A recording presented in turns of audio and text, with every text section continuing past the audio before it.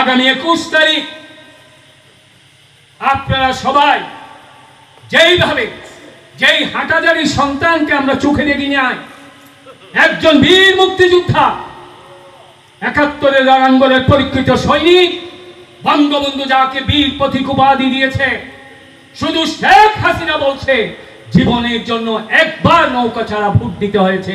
এই ঘড়ির মধ্যে আমরা নৌকা দেখতে পেয়েছিলাম। শেখ হাসিনা এবং আওয়ামী লীগের নির্দেশ মেনে চলেছি এবং তাও তো বলেছি আমি সেই দিন, জয় বাংলা স্লোগানের সাথে কোনো আপোষ নয়, বঙ্গবন্ধুর সত্যের ব্যাপারে আপনার সাথে কোনো আপোষ নাই, সর্বোপরি শেখ হাসিনার নেতৃত্বের প্রতি অবিচল সৈয়দ মোহাম্মদ ইব্রাহিম আপনাকে থাকতে হবে।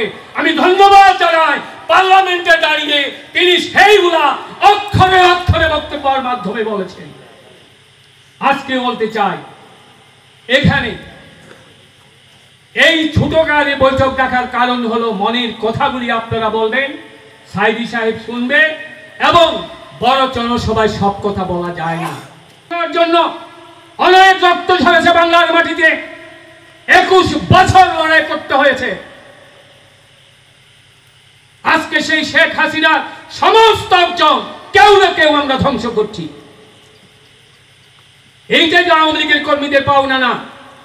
আওয়ামী লীগের কর্মীরা মাঠে ময়দানে কাজ করবে, চেয়ারে বসে আপনারা সুষম বন্টন করবেন না, আর বক্তৃতাবাজি দিয়ে আপনারা না ভালো কথাবার্তা বলবেন, এগুলো হবে না।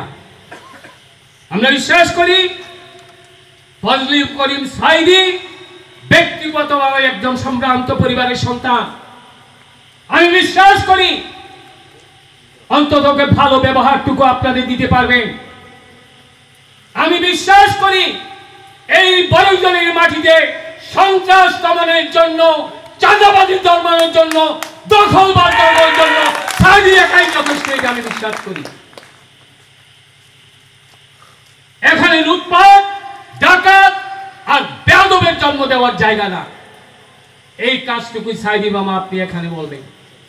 আপনার উপজেলা চেয়ারম্যানই ক্ষমতা লাগে না, সুস্পষ্টভাবে কথা বলবেন, মানুষ কষ্টে আছে এখানে।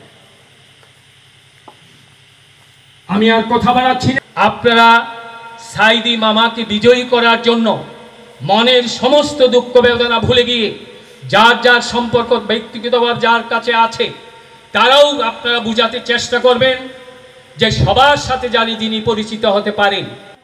চেয়ারম্যানদেরকে নিয়ে বৈঠক করে এগুলো দেবেন এবং সেখান থেকে উপজেলা চেয়ারম্যানের স্পেশাল বরাদ্দ আছে, সেগুলো আপনারা যারা আজকে কাজ করতেন কর্মী ভাইদেরকে নিয়ে দেবেন।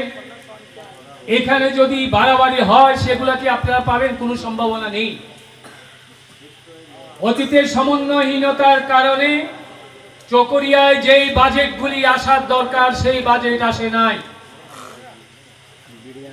যদি কেউ বলেন রেল লাইন হয়েছে, এটা মাননীয় প্রধানমন্ত্রীর স্বপ্ন, এটা কোনো ব্যক্তির অবদান নয়।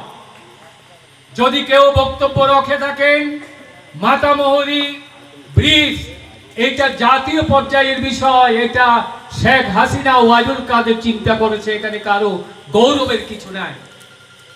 যদি কেউ মনে করেন বাজার বাড়ি কয়লা বিদ্যুৎ এটা কোনো ব্যক্তির সম্পন্ন দেখেছে, স্বপ্ন দেখেছে, তা নয়, এটা শেখ হাসিনার স্বপ্ন। যদি কেউ মনে করেন কক্সবাজার আন্তর্জাতিক বিমানবন্দর, সেটা শেখ হাসিনারই স্বপ্ন।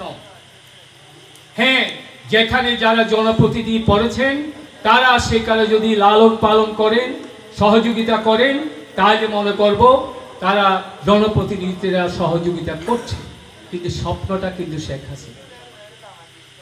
আর কেউ যদি মনে করেন আমি টাকা দিচ্ছি ঈদের কুরবানি,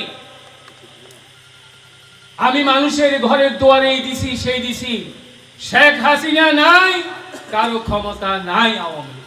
বিশ্বাস করেন এটা? শেখ হাসিনা প্রধানমন্ত্রী, আওয়ামী লীগের কর্মী ও বড় নেতা।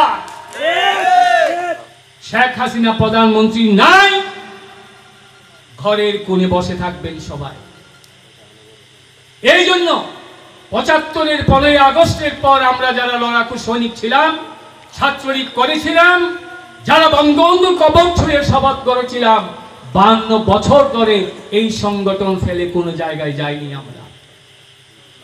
আজকেও বলতে চাই, কেউ বলতে পারেন কেন সাইদি সাহেবকে নিয়ে আপনি কথা বলছেন?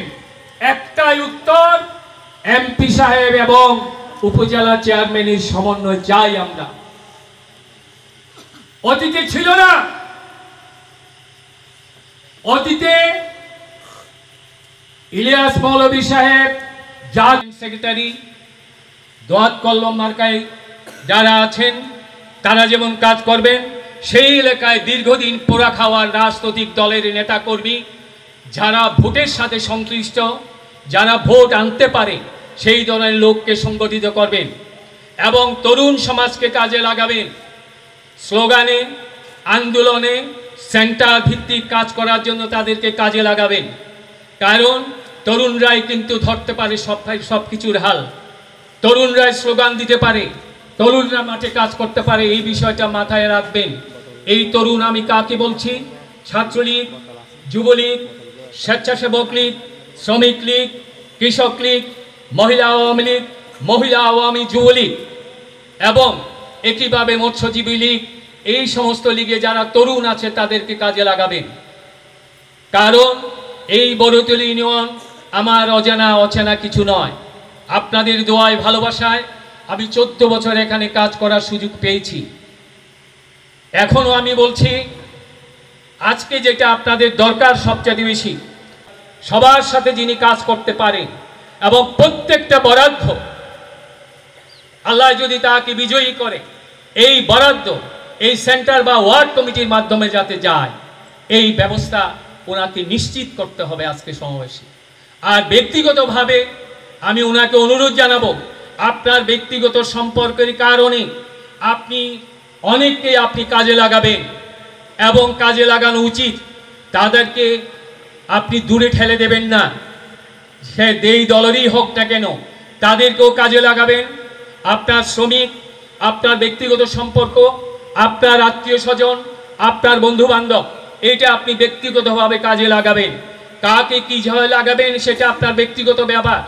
যেহেতু এটা সংগঠনের বৈঠক, সংগঠনকে নিয়ে কাজ করতে গেলে অবশ্যই ওয়ার্ড ভিত্তিক, সেন্টার ভিত্তিক সবাই মিলে যৌথভাবে আমরা কাজ করব এবং এই কাজটা করার জন্য আমরা সেন্ট্রালি বড়তলী ইউনিয়ন পরিষদের আমরা ছোট আকারে একটা কমিটি করব। এই কমিটির মাধ্যমে আমাদের মনিটরিংয়ের কাজ চলবে, এটাই আমাদের চিন্তা ভাবনা। এই চিন্তার শুকুর সাথে সালাউদ্দিন আহমদ সাহেবের সাথে পরামর্শ করে আমি এই সিদ্ধান্ত গ্রহণ করেছি। আজকের বৈঠকও আমি মনে করেছি এই বড়তলী ইউনিয়নের ওয়ার্ড ভিত্তিক নেতৃবৃন্দের যদি কোনো কথা থাকে, কোনো আবেগ থাকে, কোনো বক্তব্য থাকে, আপনারা অত্যন্ত সুন্দরভাবে, যেহেতু তিনি প্রার্থী হয়েছেন, তার গায়ে যাতে বেশি আঘাত না লাগে এইভাবে কথাটুকু বলবেন। আপনাদের অভিযোগের কথা বলবেন, আপনাদের ভবিষ্যৎ পরিকল্পনার কথা বলবেন।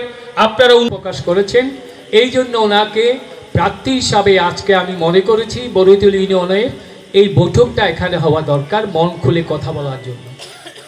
যারা বলেছেন অনেক কথাই এসে গেছে। ভবিষ্যতে আমরা যখন কালকে থেকে বিসমিল্লাহ করে মাঠে নামবো, আমরা তার ভালো ভালো দিকগুলো সব সময় বলবো। এমপির সাথে একটা সমন্বয় করে উন্নয়ন করা, এটা কি আপনারা চান?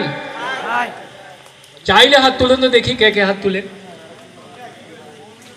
আপনি ছবি কি তুলেছেন? হাতগুলো একটু মানুষের চেহারা সহ তুলেন, তাইলে আমরা সমন্বয় চাই।